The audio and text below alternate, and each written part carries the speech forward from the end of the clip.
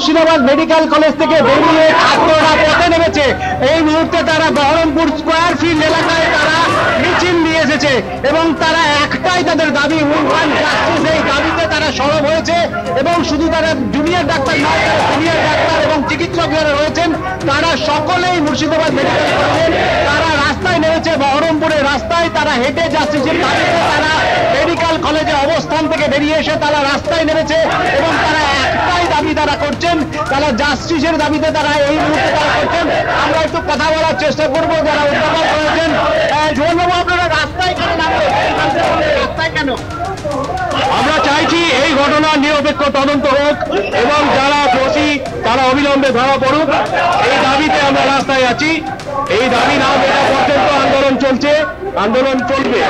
আপনারা তো জুনিয়রদের সঙ্গে সিনিয়র ডাক্তাররাও তো যোগ দিলেন। আমরা কিছু কিছু জায়গায় ইমার্জেন্সি খুলে রাখার চেষ্টা করেছি, চেষ্টা করা হচ্ছে ইমার্জেন্সি সার্ভিসটা যেন দেওয়া যায়। একেবারে সুব্রত, দেখা যাচ্ছে যে শুধুমাত্র জুনিয়র ডাক্তারদের আন্দোলনে সিনিয়র ডাক্তার যারা রয়েছেন তারাও কিন্তু সামিল হয়েছেন এবং তারা রাস্তায় নেমেছেন। বহরমপুরের রাস্তায় তারা মিছিল করে জাস্টিসের দাবিতে এই মুহূর্তে সোচ্চার হয়েছেন।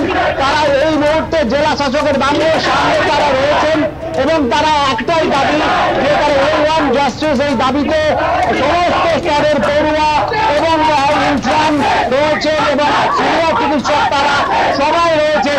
এই মুহূর্তে বহরমপুরের রাস্তায় আমরা দেখতে পাচ্ছি যে জাস্টিসের দাবিতে চিকিৎসকদের একেবারে সোচ্চার তাদের পদক্ষেপ কিন্তু এই মুহূর্তে বহরমপুরের জেলা শাসকের বাংলার সামনে তারা মিছিল নিয়ে এসছেন এবং তারা শহরের মানুষের কাছে তাদের গণমত গঠন করার জন্য এই মুহূর্তে তারা রাস্তায় নেমে এসছেন।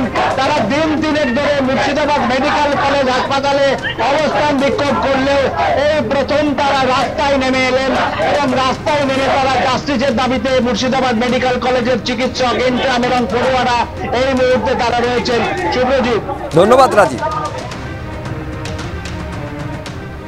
একদিকে আজিকর কাণ্ডকে কেন্দ্র করে প্রতিবাদের ঝড় গোটা রাজ্যে ছড়িয়ে পড়েছে। আর ইতিমধ্যে আপনারা জানেন যে কলকাতা হাইকোর্টের নির্দেশ ইতিমধ্যেই তদন্তভার হাতে নিয়েছে সিবিআই।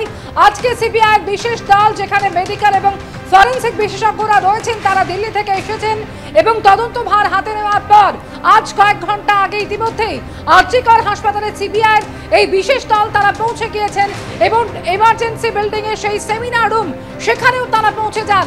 সুকান্ত মুখোপাধ্যায় প্রতিনিধি রয়েছেন সরাসরি।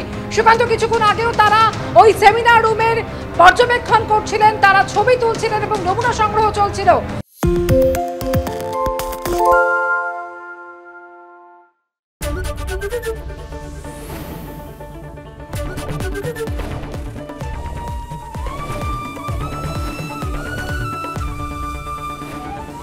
এবিপি আনন্দ, এগিয়ে থাকে, এগিয়ে রাখে।